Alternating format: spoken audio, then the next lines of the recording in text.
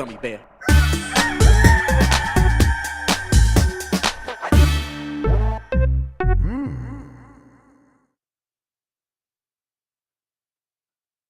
It's the internet. You're busy. Let's do this for April 5th, 2024. For the next hour or so, let me help you sort through the world of gaming on Game Mess Mornings Live with me, Jeff Grubb. Today, it's a Dregs Day with a nasty boy, so let's talk about frame rates again. But first, please join me in welcoming today's co-host to Game Mess Mornings. It's nasty boy himself, Jesse Vitelli. Young Elmo, how are you doing? I'm doing great. Thanks for having me. No, Happy to be here. Happy Friday. This is great. Absolutely, yeah. It worked out really good because I'm a responsible person, Jesse. So of course I forgot to tell Tam, who is the normal guest on Fridays, that he could have Friday off. And then about half hour ago, he's like, texted me, he's like, hey, could you get someone else? I'm not feeling like great. I'm like, oh yeah, I could do that, no problem. Because I'd already scheduled Jesse to be on the show, everybody. I'm like, oh, I got it. Okay, remember, tell Tam he could just have Friday off, and never did that. So I think he's sleeping. I hope he went back to bed because it's very early for him. So no one tell him that happened. Just let him know that he could just have a restful day. But yeah, no, Jesse, we were just talking about it before the show. Both feeling like we're finally recovered from PAX. I definitely. Yeah. I'm like, the kind of thing where, hey, that's the Eastern time zone. I'm Eastern time zone. Why did it mess me up so bad? It's like, you get there and you want to stay up late with everybody. And then you want to get up early and get right back at it. And traveling in general just gives me the funk. So yeah, kind of getting back home, finally getting back in the swing of things. I'm feeling pretty good now. And PAX, that was such a good time. It was so much fun. But you run your body into the ground for like 5 days straight. Yes. And then your body's like, and especially, as every year goes by, it's like, I need an extra day to recover. And then eventually it's like a week and a half. And I'm like, I think I'm finally back in the groove of things. I think I finally fixed my clock. Jesse, what have you been playing recently? You got any fun games that have been taking up your time through the first half of the year? I started playing Pepper Grinder recently, but the one I really want to talk about is I played Content Warning for the first time yesterday. Yeah, we're playing it today. How was that? That game is so much fun. It has the hook that Lethal Company was missing for me, because I didn't really care about, with Lethal Company, it's like, you just kind of get the pieces and then whatever, and then you just move on. With this, it's like, no, you want that footage, because that footage is so funny, and you don't get the footage unless you get the camera back. And so last time we were playing, we were just like, we just have to get the footage back. We just got to keep going. Man, and the game just throws increasingly like strange creatures and things at you, and it's so much fun. And then you get the footage back. You all get to watch it. It's really fun. Is it like the loop? Is it very much like Lethal Company? Is there more to it than that? It is almost to a T Lethal Company, where it's like you have 3 days to get a certain amount of likes as opposed to money. Sure. You go down into a world that has like dangers. You're going through creepy corridors. There is monsters that are popping up, and then all the monsters have different like quirks to them, right? So it's like, this one doesn't like when you shine light at it or whatever. And then it is you're not down there to pick up items and bring them back. You are down there to get footage of your friends doing like silly things with the monsters, and you are making a YouTube video, and then you need to get the camera back to the ship, and then you get to watch all of the footage that one person is. And you can buy like new items. So you can buy like reporter mics. So we were like interviewing the monsters, and like you can buy party poppers and better flashlights and all this stuff. It's very, very funny. Like I said, we're going to play this today. This is our UPF today, everybody. And I did go through the rigmarole, be like pointing out to my coworkers and colleagues, hey, it's free. Go ahead and pick that up right now before they're going to charge money for it. And only half of them did that. Of course, no one listens to me, Jesse. But we're going to get in there, and none of us have like been paying much attention to. I think we're like, hey, we kind of want to react kind of raw and see what this game is like. But what I want now from you is a pro tip. Do you have something that can give me an edge to like make me look good when I go in there and play the game? Ooh, I think if you're the camera person, if you're the one holding the camera, like really focus in on that YouTuber mentality. Like try to get an intro from them and try to get them to like really buy into the we are YouTubers, because I think that like one, it makes for a better video, and two, I think it gets everybody sort of on board in this mindset of like, yeah, let's like make this a fail comp, right? Like let's get silly, let's get goofy. It loosens everybody up, because otherwise you're just at the whims of whatever happens. There are real no pro tips in this game. That sounds good, although I have a strong feeling they're not going to let me have the camera after the last time I had anything in Lethal Company, and I just kept hitting them with stuff. So we'll see. We'll see what happens. All right, let's explain what we do here. Most weekdays, I, Jeff Grubb, will help piece your gaming life back together. That includes breaking news and maybe even some of our own original reporting. For all these topics, I'll get the input of a bona fide expert who will make me look smart. If you are watching live on Twitch, welcome. You can always listen to the show later on podcast feeds by searching for Game Mess Mornings or find the RSS on giantbomb.com. You can also catch the show later with chapters and timestamps on YouTube. Hello, YouTube. All right, we have a lot to get into, and let's not anger the gods and cause another earthquake and start the morning mess with Assassin's Creed dev thinks industry is dropping 60 frames per second standard. Again, basically. This is from Hugh Langley at Tech Radar. And it is going to be a dregs day. We got a lot of stories like this, everybody. Just roll with it. Assassin's Creed Unity is the first game in the franchise to be built from the ground up for the new-gen consoles, and Ubisoft has confirmed it will run... Why is it... Oh, is this... Yeah, okay, yeah. This is like kind of them like calling back to an older story here. At Ubisoft, for a long time, we wanted to push 60 frames per second. I don't think it was a good idea because you gain that much from 60 frames per second. It doesn't look like the real thing. It's a bit like the Hobbit movie. It looked really weird. This is them kind of calling back to conversations that have happened before and now pointing back to the fact that we're here kind of again in this generation, Jesse, where developers are trying to come back and say, hey, we were pushing 60 frames per second through the first part of this generation, but maybe that's going to come to an end again. And that's happened before. It did happen with Assassin's Creed Unity. And now we are seeing many games come out like Hellblade 2 that are saying to gamers, hey, on your console, only expect 30 frames per second. You may have got used to 60 frames per second, but we are going to pull back from that. Do you think that is something that, like when Assassin's Creed Unity came out, that people will be like, what choice do I have? We just have to accept it. Or do you think things have changed at all in regards to people's expectations for how games will run? I think it's interesting because I feel like we have the frame rate conversation all the time, like constantly. Yeah. And it's like some people don't mind it, and other people like it's the end of the world to them. But we go through this every console cycle where it's like towards the end of a console cycle, like new GPUs are coming out and they're going to leapfrog the current consoles, and they're going to do things that the current consoles can't do. And then the next gen refresh comes out and it's like, okay, now we're on par, if not maybe a little bit better than the current GPUs, and we can do 60 again. And then technology advances and we just constantly do this leapfrog over one another. And so I feel like this is just the way that it is until, I don't know, maybe we find a tool set that can push things and do 60. But think about how many games this generation have come out where it's like, do you want frame rate or do you want performance? Like, do you want frame rate or do you want quality, right? Like fidelity. And I think that's just kind of the way it is. Like, you're buying consoles at a cheaper price than you would build a PC. And like your PC is always going to be the one that can probably do both. Yeah. But, and I think when I think about it, when I see a game like Hellblade 2, I'm initially like, yeah, it looks really good. I understand the 30 frames per second. And then I do like look around a little bit. I'm like, yeah, but Spider-Man looks really good, and they have the option for 60 frames per second. And Horizon, a game that I'm not a huge fan of the Horizon games, but I think they look visually stunning in terms of their visual quality.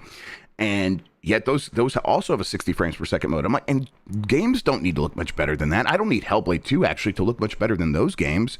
And yet what they must be doing something to push it so hard that it cannot run at 60 frames per second, even on the Xbox Series X. And I'm wondering personally, am I going to notice that difference compared to any of these games that look great, that do have 60 frames per second mode? And personally, I probably won't actually. But I will notice 30 versus 60. And yet, we've had this conversation a million times, as you alluded to, Jesse, and it's always ending up back here. And really, I think at the beginning of this generation, I was certainly fooling myself a little bit, where I was like, oh yeah, this will be the generation will have 60 frames per second pretty much the entire time. And that was wrong. That was incorrect. That was never going to happen. And so here we are, and Hellblade 2 coming out and actually not having a 60 frames per second mode shouldn't be too surprising to me. I just wish I could see it on the screen. Do you know what I mean? Yeah, I think it also is like a big thing. It's like everyone plays games on different TVs and different, like I play on like a smaller monitor. So This is a like good most of the point. time I don't notice that stuff, right? Because I'm like, not that my monitor is bad or anything, but it's like I'm not playing all the time on like a 4K 55-inch TV that can like really, pull the colors and pull everything. And so to me, I'm always somebody who kind of likes the 60 frames option because it's something I would notice more Yeah. than the density. And sometimes games like Horizon are so visually dense that like it hurts my eyeballs to look at for long Sure. periods of Yes. time. Yes, absolutely. I think in that, the point you just made there, though, actually, I don't think can be overlooked. Although it's something that we do because it's like, well, that's variable between person to person. So how do you even have that conversation? But like Final Fantasy VII Rebirth, there were people, the people like, hey, no, I played on performance mode and it looked pretty much fine to me, and I really liked having the 60 frames per second. And other people are like, that looks like Vaseline. And I think we're like, these people just see things different. But the likely difference is probably the person who's seen the Vaseline is playing on a 65-inch 4K TV that they sit 5 feet away from in their gamer chair, like leaning forward and looking at the screen. You would see the drop in resolution at that point. You would see sort of the temporal anti-aliasing softening the edges of all these models if you're up close on that. But if you sit back from your TV, those minute details get lost really fast. And the thing you can still notice from a distance is a frame rate. So how does a developer account for all these things? I think at the end of the day, they are doing the thing that when they look at the numbers, when they look at what they need for marketing, amping up visual quality and turning up and making sure that the screenshots look as crisp as possible is probably still the thing that sells games better than saying it has a 60 frames per second mode. And so if I'm someone who prioritizes 60 frames per second, I think it's going to keep getting lost in the shuffle as we get further in these console generations. Absolutely. All right. Moving along here. FTC temporarily denies ESRB application for face scan tech. This is from Grace Benfeld at GameSpot. The Federal Trade Commission has denied an application from the Entertainment Software Ratings Board concerning face scanning age verification tech developed by the digital identity firm Yoti. In its response, the FTC rejected the application 4-0 after receiving over 350 comments. The rejection is not meant to comment on the merits of the application. Rather, it is an anticipation that additional information will be available to assist the Commission and the public in better understanding age verification technologies and the application. Essentially, the FTC is punting on a final decision until more information is available. In a letter to the ESRB, the FTC noted that Yoti submitted a facial estimation model to the National Institute of Standards and Technology, and that a report on the tech from the institute is forthcoming. The ESRB previously requested that the application get a 90-day delay to make time for the NIST's report release. The FTC opted instead to allow the ESRB to refile once the report emerges. So I hear in my home face scanning tech to tell how old my kids are so they could play a game or not. And I don't like any of that. And I'm like, we should just deny that on its face because that seems unnecessary for one and very invasive for the second part. And then I hear, so let's see, why are they denying it? And it's like, well, it's just bureaucratic shit. It's just they're just waiting to get this report so they can feel like they've done their due diligence. But it doesn't seem like there's much actual pushback against this. I hate this, Jesse. How do you feel about it? Yeah, no, it's not great. I don't like the idea that I mean, like, look, I don't really if a camera wants to look at me and be like, oh, here's my ugly mug, that's fine. But it's invasive. It's weird. Like, if they're using it for that, what else are they using it for? Where are they selling your data? Where are they doing X, Y, and Z? Right? It gets super complicated, super quick. And I know people all the time are like, oh, well, like everyone's, your phone's always listening to you, and your webcam. Some people put tape over their webcam because they're afraid it's like watching them or whatever. This is just them saying the quiet part out loud. They're like, no, we are doing that. We are actually going to just scan your face. And that, I don't like that. That creeps me out. Yeah, and I have a different take than the ESRB on what my kids can play. I'm gonna let them play scary games when they get a little bit older here, and I'm gonna let them play violent games when they get a little bit older here. I am gonna be there right next to them as their dad, figuring that out with them. I'm a kid who definitely watched like scary R-rated movies when I was younger, and I as a parent now, I've like done a lot of reading on this, and there's a lot of like child psychologists who are like, yeah, there's some value to that. There's some value to having a kid watch movies that are out of their age range a little bit earlier. That doesn't mean I'm like telling everyone, hey, go show your kids Jaws, but maybe show your 11-year-old Jaws. I bet that will be better than you would think.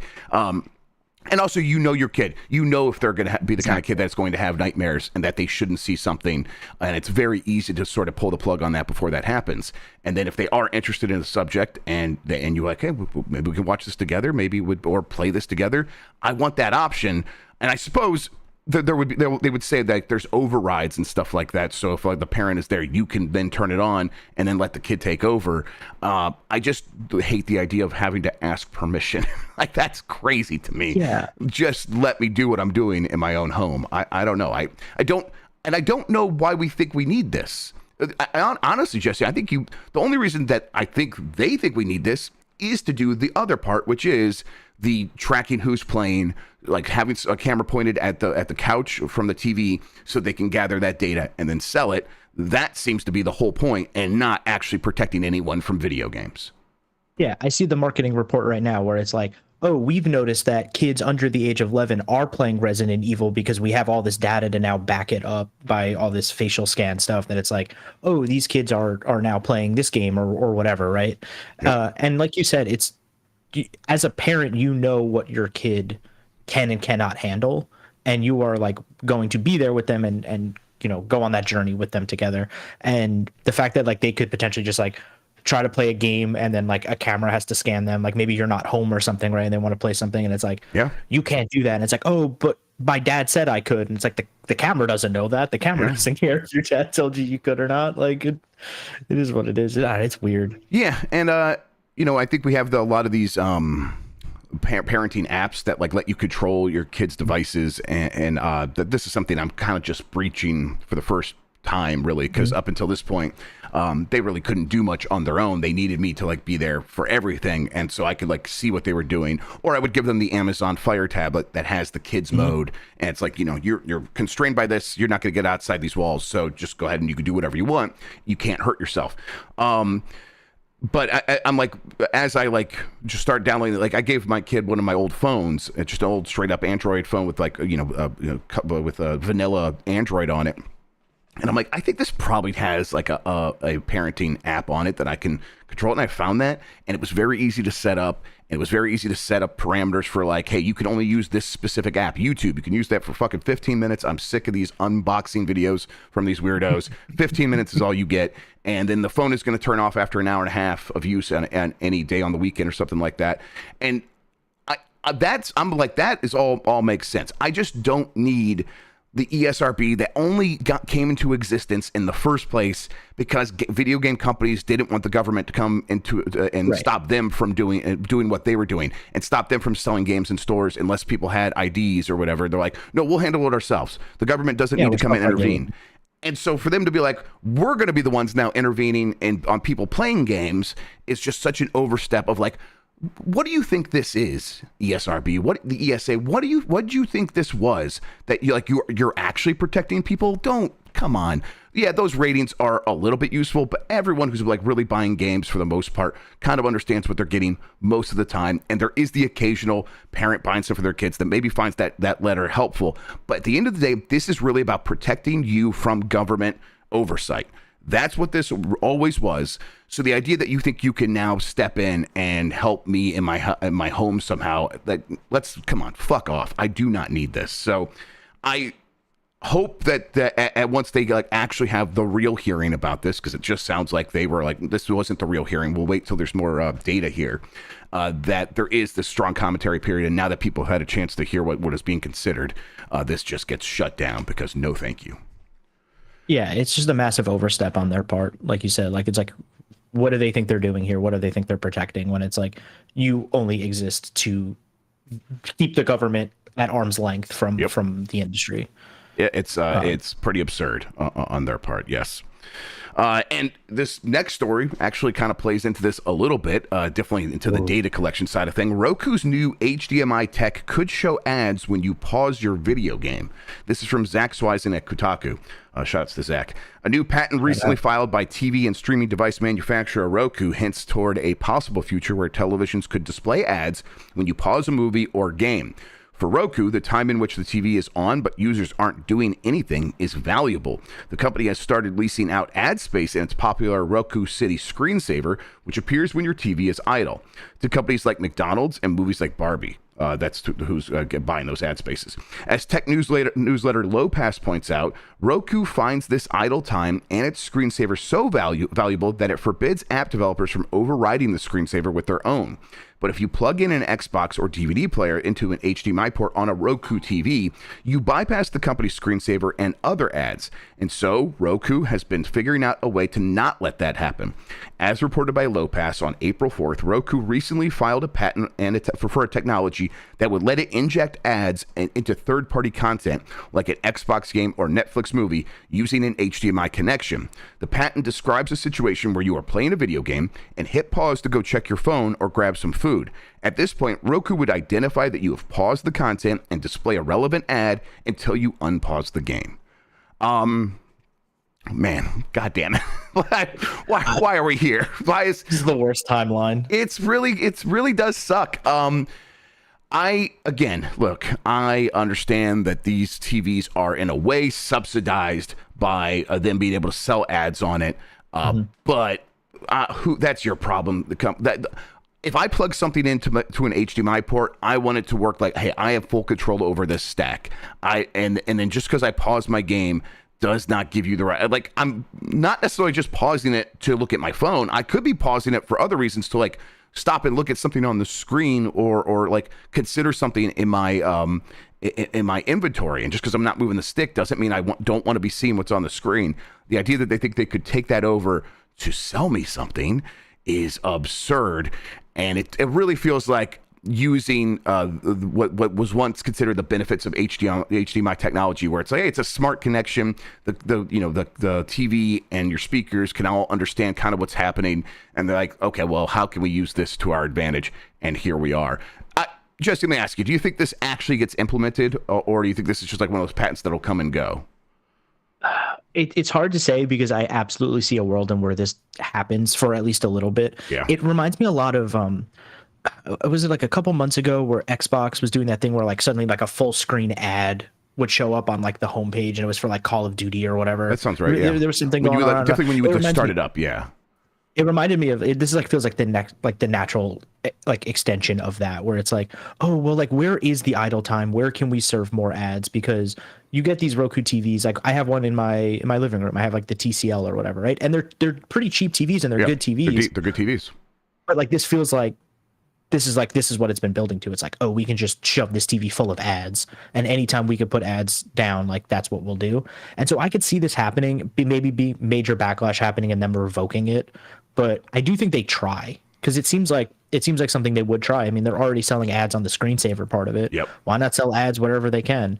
I'm curious to see if this does go through and this starts happening, if developers have to start thinking about how their pause screen is laid out, if ads are just going to take over parts of the pause screen. Yeah. It becomes like a whole new layer of like, oh, how do we develop this now?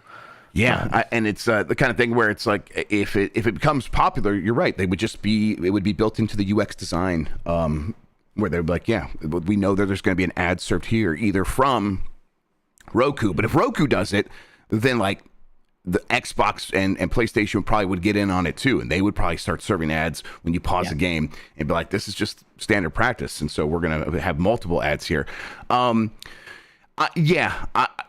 It does kind of stink that we have sort of returned back to this well of advertising kind of being pervasive. We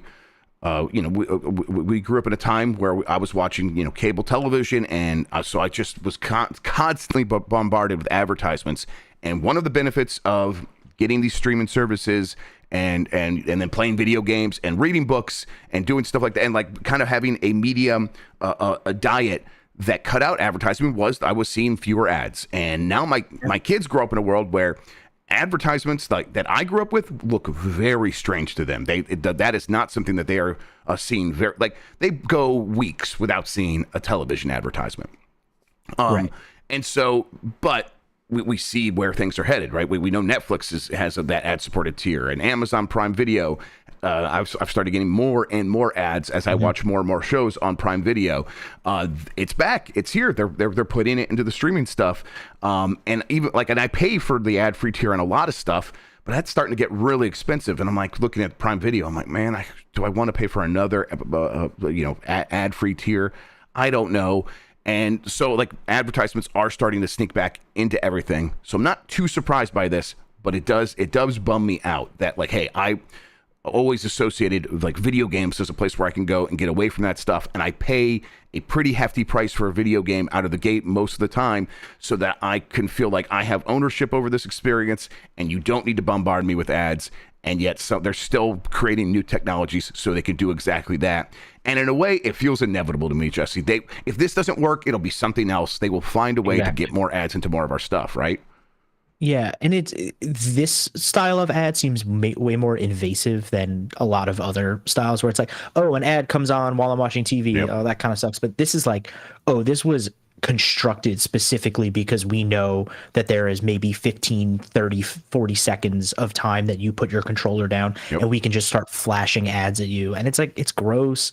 It feels bad. Like, sometimes you just want to like unplug a little bit and just play a game. Yep. And you're paying, like you said, you're paying a lot of money for the game. You're paying a lot of money for the console. You paid a lot of money for the TV. And now it's like, oh, actually, you're going to get ads for the rest of your life now. And it's like, what are we doing here? Yeah, I think I want to feel like there are times when I can just go be not alone, but be myself and not feel like there's constant external pressures trying to force me into making purchasing decisions.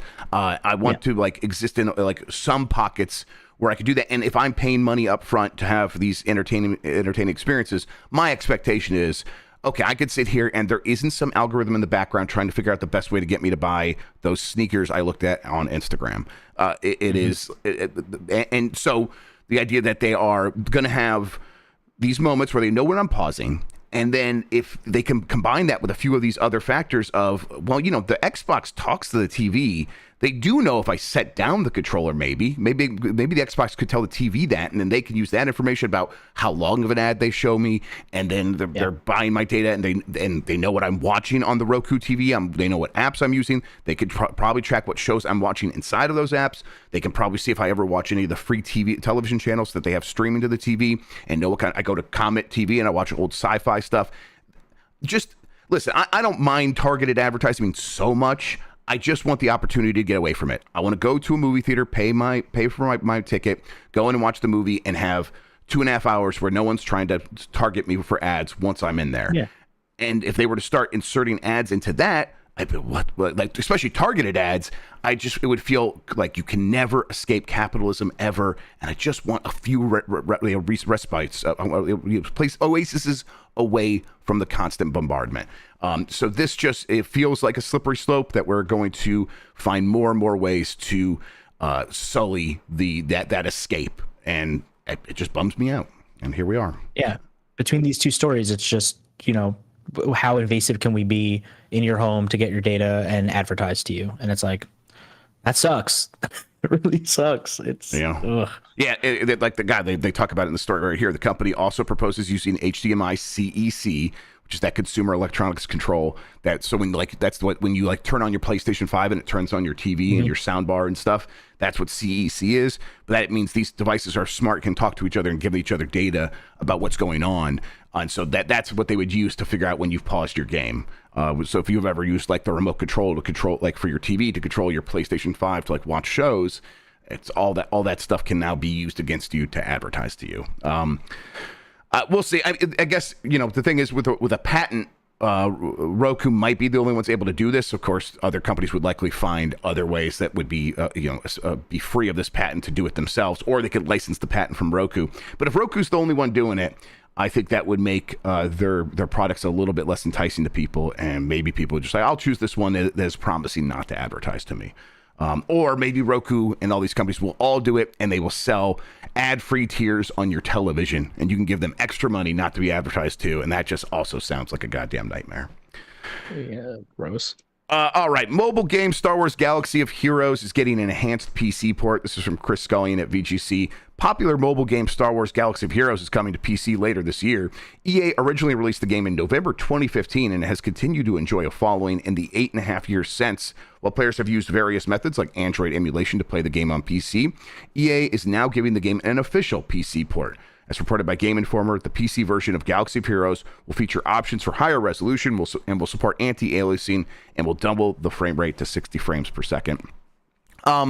This is only a little bit interesting to me, Jesse. I guess my bigger question here for something like this is, would you be someone who would be more willing to play mobile games more frequently if they showed up on devices that you use more frequently? Or are you someone who does play a lot of mobile games? I guess this is the part where I have to admit that I am an avid Monopoly Go player. Yeah, okay. I've been looking for one. You got me. How did they get you, and how do you find, like, what is the game like, and why do you keep returning to it? Okay, I had to play it when I was at Prima. It was like a guides thing, so I had to jump in there. So I was like, I'll give it a try. They keep me around because it's just mindless. Mm-hmm. It's just I click the thing, I roll the dice, my guy goes around the board, and I just get money. And it's like, wow, I'm winning capitalism this time. And I keep coming back because I'm so close to being like, I guess what you would call like patch current. Like I'm just so close to the end, and I've never reached the end of a mobile game. Like I've never reached the point where I'm waiting for a mobile game update. And so I'm like, I have to reach that level of zen I could never imagine. So I just keep playing it, and like it takes me like 20 minutes every day. I do my little, like I roll my dice, I do like the little activities, and there's always events and stuff, and it's fine. But I'm just so close to the end. I have to know what it's like to be like, all right, I gotta go to Scopely's website and like find out when is that next update coming, when's the new Monopoly board coming out. But that's the only mobile game I play. Okay. I'm not a big mobile person outside of that. I give things a try here and there. Like Marvel Snap, I was big on for a minute, and other things. But I never played the Marvel Snap like PC version. And like I hear that it's like fully out now. It's like a full version. It's not just like a weird version of the mobile game. Yes, they made it like work better for being on PC and widescreens and stuff like that. Yes. So I don't know if I would particularly like try something I wasn't already playing on mobile. Right. Especially a game like Galaxy of Heroes. That's just like not my style of mobile game. Sure. And so it's cool. Like I always love more options for people. And some people will probably try it out for PC as opposed to mobile, because a lot of people don't. Either one, they don't want to burn their battery, they don't have the time on mobile, like 'cause they're doing other things, or they're just on the go. And mobile games are hard sometimes. Like I can't even play them on the subway half the time because I lose connection. So it's like, yes, totally, yes, and that's frustrating. I am There's the occasional game where I'm like, when I hear it's like, hey, it's a mobile game, and we're also going to release it on the Switch, like that Zynga Star Wars shooter that still hasn't come out. Like, oh yeah, I'll check that out on the Switch. A free-to-play Star Wars shooter that's like made for mobile, but they're going to release it on the Switch, so it's probably going to run fine because they're making it for mobile. That sounds fine. I'll give that a shot. I bet I'm not going to like it, but at least I'm more likely to give it a shot than if it was just on mobile. And then there is like those MiHoYo games that you know are both console and PC and mobile. At least they're on like PlayStation, and it's like I think those blow up in a bigger way because they are thinking about making it. Yeah, they're mobile games. They think about making them for PC and console, and that seems to make them more substantive. And I think that people are like when they go to play it on mobile, they're like, these feel like big real games because they are. They have to make them that way because they're competing with all these other games that have established themselves as strong RPGs. So you can't just be like. You can't just be mindless in that case. You have to have a lot going on. And so I think there's always a benefit when these mobile games consider these other platforms. And for me, I think I'm someone who would occasionally check out like one out of every 100 of these here and there. But you're right. The Star Wars Galaxy of Heroes, a PC port, I'm probably not going to hop on that. I think I played it a little bit when it launched. I want to say it's kind of like Clash Royale a little bit, maybe. Or I know it's like characters sitting on the side and maybe they're like fighting and taking turns fighting. So maybe not Clash I mean, Royale. it's like an auto battle. Auto battler. That's what it was. Yes, exactly. And you know, I like seeing like, you know, Han Solo and a bunch of weird Jedi standing next to each other, like throwing attacks. Well, sure. Maybe if it was on like Switch, maybe I'd be like, oh yeah, that's weird. I'll check that out. But I'm not like rushing to try this. But I do think this is something that becomes more common as we go forward, especially as like mobile devices are more powerful than ever. I think they're like the kinds of game design that will thrive and have a chance to break out will be the games that maybe do feel like they could be, this could just be a console game if it had a few changes here and there, because everything that is built for just mobile and for that audience is already playing their game. If it's not Candy Crush, if it's not a handful of other games, if it's not Clash of Clans or Clash Royale, it is Monopoly Go is like the one new one that has been able to break through, but most of the time, all these other games the audiences have already picked their game, and they're not looking for some new thing to distract them. They want to just keep going back to their game. So I think having a game that can be like bringing in an audience that has been playing games for a long time in other places is probably a strong strategy. I think, and MiHoYo has definitely proven that. So it's funny you brought up MiHoYo because I don't even think of them as like mobile, right? Because I've only ever experienced their games on and console. I think it's to their benefit, right? Mm-hmm. It's like because there are millions of mobile players. Like they have a huge audience there, but like the console players and the PC players don't consider it mobile, and the mobile players don't consider it. But they're both like, hey, this is a good version of the thing I am playing. Right. For Winship asking, what the hell is MiHoYo? It's Honkai Star Rail and Genshin Impact. And Zenless Zone Zero later this year, apparently. Yep. And these games are massively popular. So, yeah. All right. You know what? Let's take a quick break. When we get back, we got a few more headlines to get to right after this.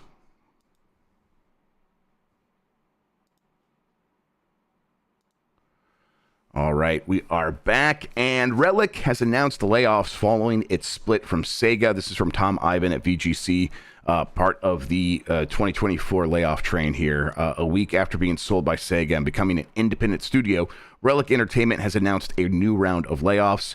While the company hasn't publicly put a number on the amount of affected employees, Relic internal development producer Robin Small said that the studio had lost a number of amazing people, around 41. Vancouver, Canada-based Relic specializes in real-time strategy games, including Company of Heroes, Age of Empires, and Homeworld. Letting people go was not an easy decision and was made solely with the goal of providing Relic the best possible chance to survive in an increasingly volatile industry. It does not in any way reflect the expertise, passion, or character of any of the impacted employees. Yeah, this is one where it's like when a company has to spin off from their parent company just to survive, because it's like, you know, I get the idea that the options are, hey, do you want to like spin off and try to like purchase this thing with funding however you want from Sega and go be on your own, or do you want us to shut you down and lay everybody off? It feels like those are the options. Yeah. So then being like, okay, you know what, we'll find a way to spin off from Sega and keep the studio alive, and that if that's going to mean layoffs after that, I'm a little bit more understanding. This continues to suck, though. This industry is in a really weird place. And if you're a studio like Relic, where you're making real-time strategy games, and the last thing you did was that Age of Empires game that people liked, but maybe it's like, God, if it's not blowing up way bigger than anyone thought it would, does it even make sense to make these games anymore? And my answer is, I don't know. It feels like I understand the volatility here, and I understand why they're doing this, but man, it still stinks. How do you feel about it, Jesse? In the last 2 years, the amount of layoffs we have seen, it just like increases and increases. And every time I read like this was not an easy decision, like regardless of where it's coming from, like I'm so sick of like reading those words, because like, yeah, maybe it wasn't an easy decision for this case, because this was like a little bit of an outlier in the case of a lot of the industry layoffs we have seen. But it's just like, it hurts, it sucks, it's like demoralizing on every front. It's like, how do we like bounce back from any of this? Like, we're just watching talented person after talented person lose their job, and there's too many people in the job market and not enough jobs available, and these studios are like tightening up and trying to like cut as many costs as they possibly can. And it's like, it's rough. It's rough out there for every single person in this industry, and it's only getting harder. Yep. And I think I don't know what the answer is. Yeah, and it's like in the case of Relic, you're like, okay, well, you've laid people off. You're more streamlined. Get to work making games, and hopefully it's all good news from here on out. But then it's like you look like they were acquired by a UK investment firm, private capital, Emona Capital LLP. And it's like, God, that's the kind of entity that would take a studio like this and be like, yeah, do layoffs, and then we're gonna we're gonna borrow a lot of money in your name, and we're gonna give ourselves some bonuses, and good luck. After that, you guys can maybe put out a game, whatever. We don't care. We already gave ourselves some bonuses. So it's I hope that this is not like the beginning of the end for a really talented developer like Relic. Company of Heroes, again, is a game that people adore. Like for real-time strategy fans, it was like this revitalization of the genre, and it had this really strong multiplayer component that people went back to for years and years and years. And then Company of Heroes 3 comes out and didn't do great, and that's sort of what has led us here. But that doesn't mean they can't return to some glory if they can get those games put together. So yeah, Jesse, we've been, this parade of layoffs has been nonstop. I hope we get on the other side of it here pretty soon. But it did that. Even when we do, it doesn't feel like, oh, it's clear sailing. It's like, man, the video game industry is in for some gloomy time for a long time, right?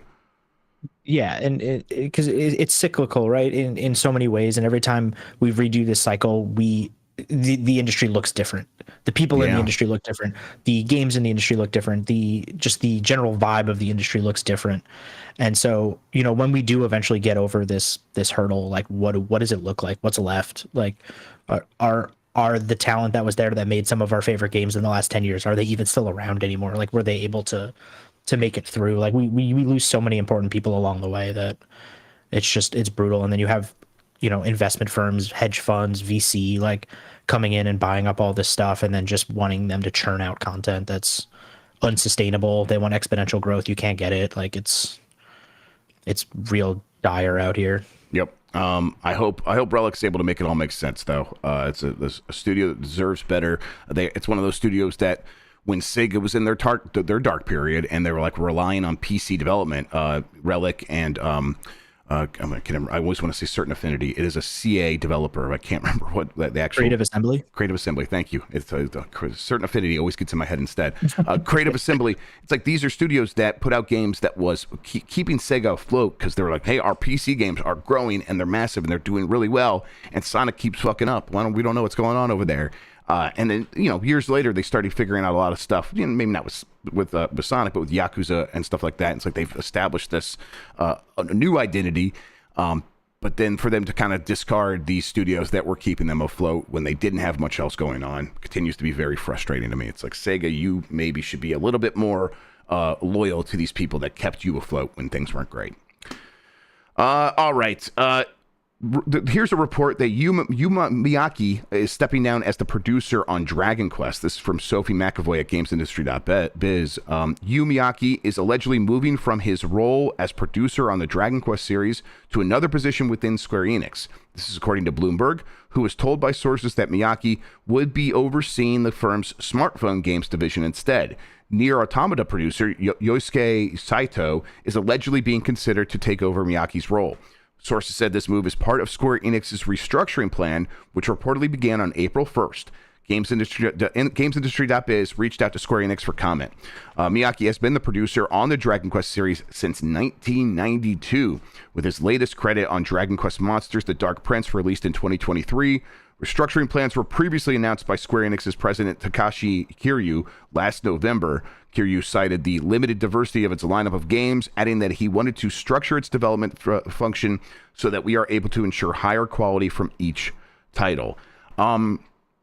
This also seems to come out of, hey, Dragon Quest, where are they at? They did 11. I think this is the next one. Yeah, they have 12 announced. 12 announced. And I think 12 is taking a little bit longer than they were expecting it to take. This feels like it's part of that as well. Are you a Dragon Quest guy? I know you're an RPG guy. Is this a series that you've been paying attention to? What do you feel about this? I pay attention to Dragon Quest, like sort of on the periphery. Like, I played 11 and liked it a lot, but I have not done like my deep dive the way I've done with like a Final Fantasy or something. There's just so many of them. This kind of like fits in line, I feel, with like a lot of what Square does all the time, right? Like, they have their creative business units and they move people around. And I mean, it makes sense to me. It's like, hey, this guy is doing great stuff. Put him over here, right? Yeah, maybe. It's just it's hard to tell because it's like Square is always kind of so cagey about some of their stuff that it's like I don't know. I don't know a lot about this yet because we have yet to see what this could mean for the future.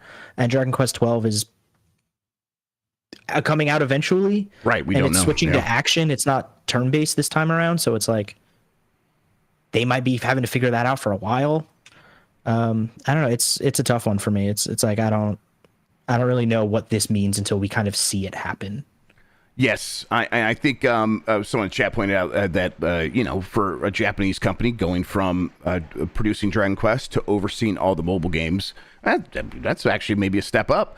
But this is born out of Square Enix saying that they want to make better games. They said that's what they said a couple months ago. It's like starting on April 1st, we are going to change things up so we make our games better. Now, I think that usually meant like we're actually just going to spend a little bit more time on some of these games, but clearly it also means that they're shifting around some of the leadership responsible for their franchises. I wonder if they are looking around at their other cohort publishers like Capcom and seeing like how Capcom is able to turn many of its franchises or to give many of its franchises that big glow up moment where they're like, hey, Dragon Quest or Dragon's Dogma 2 is here and it's massive and it's going to sell way faster than the first one. And hey, here's a remake of an old Resident Evil game that sold well, and now the remake is selling this much better. And I think they're like, hey, why can't that happen for Dragon Quest? And honestly, why can't it happen for Final Fantasy? Final Fantasy's had like some ups and downs in terms of its sales numbers. So I think they're like, what are we doing wrong? We probably have to change something up. But I don't know. Do you think that they have the capacity to change Dragon Quest? Do you think like them changing it to action game, is that enough, or are they gonna have to do something more to find a new audience with Dragon Quest? It's interesting because like Dragon Quest, right, is like the staple, right? It is the blueprint for so long, but at a certain point it got outshone by other RPGs, and it's still there and it's still got like a core audience to it. But I think action is like the first step, because we saw this with 16, right? Like 16 was like, we're going hard action, Final Fantasy, and like we're changing it up, and like it did all right for them. I don't really know how well that shift did for them overall yet. Yeah. But like maybe that's what Dragon Quest needs. The only like image we have of Dragon Quest 12 is just kind of like the logo, and it seems like it has a darker tone. So like maybe that's what they're trying to do, is like maybe we go like a little bit edgier, we go a little bit darker, and maybe that gets us a new audience. But I don't know what Dragon Quest would have to do to get a new audience, because I think the audience it has is so like it's a fervor, like they just love Dragon Quest. Dragon Quest is a culture to them. But I don't know how you get a younger audience. Yeah, but I think that they are on the right track with Dragon Quest 11, a game that I, as someone who does not fall in love with JRPGs very easily, really, really enjoyed what I played of that game. And I didn't play a ton, but I was like, I was on paternity leave a few years ago, and I just was like, yeah, I'm going to start this game up. And I ended up playing like 15 hours just kind of accidentally. Afterwards, like, I'll just start it up, maybe play for an hour or two, see what it looks like, because I thought it looked really nice. And then I played for a lot longer because it's a very enjoyable game. And I think if a game like Dragon Quest 11 came out now, I think it would do even better. I think the environment for that kind of game, where you have an awesome cast of characters and it looks really nice, and it's like, hey, we're leaning into being a JRPG. I think it would kind of be similar to what has happened with Like a Dragon, Infinite Wealth, where it's like, and that's doing better than ever, and Persona's doing better than ever. RPGs continue to grow. Audiences really want these character-driven games.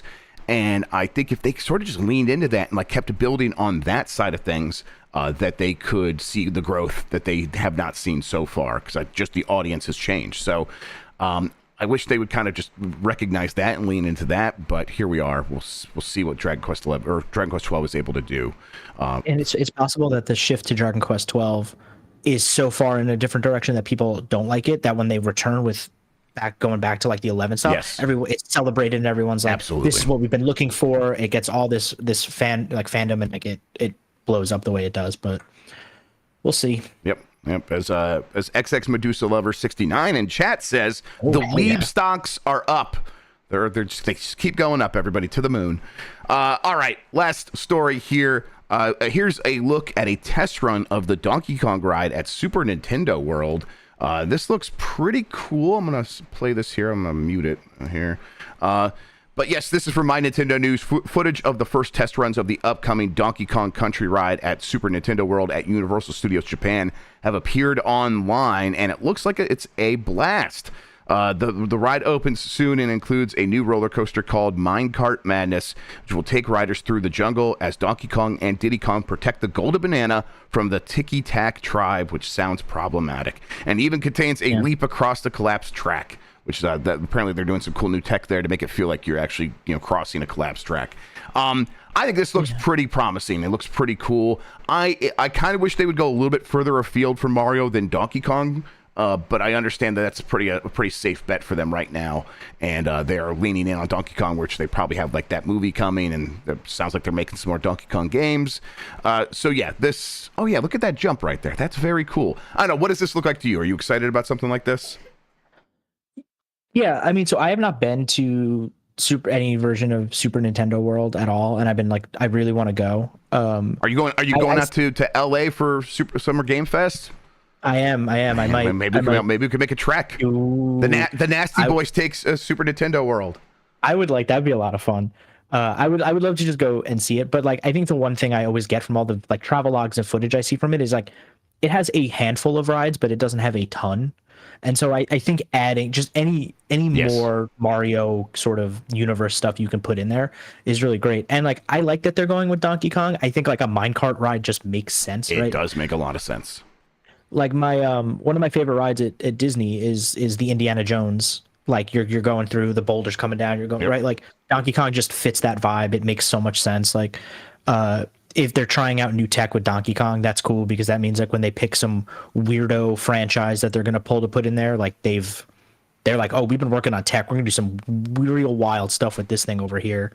When we're on Yoshi's back and he's jumping over actual pits, right? And like there's just the empty void below us, stuff like that. It's cool. Yep. I got no problems. Yeah. So the Universal in Hollywood, there's no way it's going to get this. There's just not enough room for them to put this in there. But maybe they could expand Mario with maybe one or two more things. Maybe that'd be great. But this will show up in Orlando for sure. They've basically already started work on that. As far as I think in Orlando, there is rumors among the theme park watchers, namely Mike Minotti, that they are already starting work on something that could easily turn into a Zelda ride, or a Zelda land. So they're getting to work on all this stuff. And the more I look at this footage, the more I'm like, I think this would be a very good time. And it makes me want to play Donkey Kong Country. So there I am. All right, Jesse, that does it for the news. Let's get to the poll question, which should be right here. Let's go ahead and refresh that. There you go. Are you getting excited for the summer game mess? 42% say I'll get excited when Sony, Microsoft, and Nintendo confirm shows. Then 30% say no, E3 is dead, and 29% say yes, I'm already excited. So there's kind of a mix there. Most people though are either already excited or ready to get excited once Nintendo announces a Direct is actually going to happen. Microsoft already has confirmed their show, obviously. Sony is rumored to do something in May. I think they are doing something in May, probably a showcase. But I don't blame people for being like, I'll get excited when they say they're actually going to do that. How are you feeling about it, Jesse? We do have Ubisoft confirmed, Microsoft confirmed, and then like this Sony rumor. Is that enough for you? You want to see a couple more things, or we're going to go out in LA and have a good time one way or the other. But how are you feeling about the showcases? I'm feeling all right so far. I think I'm more interested than previous years to see what these companies have to show, because 2023, like certified banger year, right? Like just so much great stuff. And this year is like, it's feeling maybe like it might be a little lighter. I don't know. And so I'm more than ever interested to see what these companies are bringing. So I'm ready to be like, okay, what does the fall look like? What does the holiday look like? What does early next year look like? Like, let's see it. And I think Nintendo more than anything, like, I'm like, okay, what are we doing here? We got the Switch 2 stuff going on. We got, you don't really have a lot for the rest of the year. Like, is this the year we see Metroid Prime 4? I don't know. And so like, I'm ready to really get in there and see what that stuff is all about. Yeah, I think a lot of it just comes down to how ready these companies are to talk about anything. Yeah. I think that Microsoft has the potential to be very interesting if they're ready to update us on a lot of their already announced games. Indiana Jones obviously will be something they update us about because that's coming out later this year still. But Perfect Dark and Avowed and Fable and a handful of other games they've already announced. And then, I do think they probably will have a Gear 6 at this show. If that's their showcase, that sounds pretty good. Maybe a couple other surprises. And then for like Nintendo, obviously it's like Nintendo and PlayStation, where it's like Nintendo is in this transitionary period. So what will they have? What won't they have? They probably won't have most things at a showcase this summer. And PlayStation has already told us we're not going to have a lot of first party sequel games. But that doesn't mean they couldn't have like their new Blue Point game or Concord. Some of their live service games. Astrobot is one that I hear is probably going to happen later this year, and that's kind of that could work. There's a lot of stuff they could put in a showcase that would be very exciting still, and then of course they have like all their partner games that they've already announced as well. So I'm hopeful. I don't need much these days to be like, well, that was worth it. I think if you give me a couple of games that are big and surprising, and then I'll give a lot of other developers a reason to come into town, into LA, to show us firsthand what their stuff looks like. It was worth it last year. If it's about the same or maybe a little bit bigger, I think it'll definitely be worth it again this year. So looking forward to it. And boy, it really is upon us now. Just we got done with PAX, and I started getting emails about Summer Game Fest, and was like, no, what are you talking about? And then I looked at the calendar. It's 2 months away. We're basically there. We're right there. I'm like, all right, I gotta start planning a trip to LA. All right. Yeah, let's make it happen, nasty boys. Let's go. Yeah. All right. I have another poll question, and we'll get to it here in a second. Before we do that, Jesse Fatelli, Young Elmo, why don't you tell people where they can find you on the internet, what you have going on, all that good stuff? All right. I'm Jesse Vitelli. If you want to contact me, do not. No, I'm just kidding. Twitter at Jesse Vitelli, Blue Sky, Instagram, whatever your social media of choice is, just find my name. I've made it so that I have the best SEO of any Jesse Vitelli out there on the internet. I am Google's #1 Jesse Vitelli. So you can find me wherever. Currently, I don't have a whole lot going on freelance wise. However, if you noticed, Game Informer is doing those magazine subscriptions now, and you can get them on their website. My Dragon's Dogma 2 review will be in the magazine, so if you pick up next month's issue of the magazine, you will get to read my words on a piece of paper, like a caveman. But yeah, that's all I've got really going on. A whole lot of nothing. Excellent. Just kind of enjoying it. But if you are out in LA, we'll definitely have you over on the GB at night. Looking forward to that. I'll be there. We'll be doing our typical 3-night thing. But yeah, plenty of details to announce about all that, everybody. So look out for that here in the next couple of weeks. Real quick, want to shout out a story that Rebecca Valentine over at IGN just dropped with the title, "How Hidden Nazi Symbols Were the Tip of a Toxic Iceberg at Life is Strange developer Deck 9. This is looking pretty crazy here. I'll just read these first two paragraphs. Early last year, while working on the next entry in the Life is Strange franchise, a few developers at Deck 9 stumbled upon something that didn't belong in the game: Nazi symbols. Initially, developers noticed a reference to the number 88 and flagged the issue to their bosses, assuming it was an innocent mistake. But in the ensuing weeks, others found more problematic signs and in-universe labels, such as references to a racist meme, the number 18, and the Hegel rune. As the number of possible hate symbols mounted, staff grew increasingly concerned that someone was putting these items into their game deliberately as a dog whistle to white supremacists. There's a lot more to this story. Rebecca always does fantastic work. So go ahead and check that out, everybody. All right. Yeah. Let's see here. Yes, new poll question. What do you prefer? Higher resolutions or higher frame rates? Let's just have it. Let's have it out. Let's see right here what you prefer. And feel free to go in the comments and say, give your explained reason why you prefer what you do. I'm interested to see how many people are like, yeah, I do sit close enough to a really nice TV to see stuff. So I want the resolution. I want the quality. That stuff makes a difference to me. Or just, hey, if you're someone who doesn't see frame rates, let us know. I'm interested. We will discuss that on the show on Monday, which is the day of the eclipse. But I'm going to do the show and then take the rest of the day off to watch the eclipse, and that should line up just good. So yes, we will do a show on Monday. So look out for that. Meanwhile, here on Giant Bomb, today we have UPF, where we're going to play Content Warning. Really looking forward to that. Then we have BCR, where we're going to discuss something. Honestly, I'm still not sure. We're going to talk about some of the games we've been playing, and then we'll come up with some topic. Look out for that. That'll be at 3 p.m. Eastern. The UPF is at 1 p.m. Eastern. Look out for that. It'll be a good time. And in the meantime, all throughout this weekend, Jan and Dan are going to be uploading various things from WrestleMania. They already did a Powerbomb cast with their predictions for the show. It looks like a very good time. Jan described it as Wrestling E3, and it really does look like that's what it's like for them out there. So, plenty of stuff on Giant Bomb and GiantBomb.com for the next few days. Look out for that. In the meantime, Jesse, thank you so much for spending today talking with me about video games. I really appreciate it, man. I appreciate you. Thanks for having me. This was a blast. Anytime. We'll get you back on the show frequently. Thank you all for watching. You're the best audience in gaming. Until next time, have a good one. Take care of yourself, and goodbye.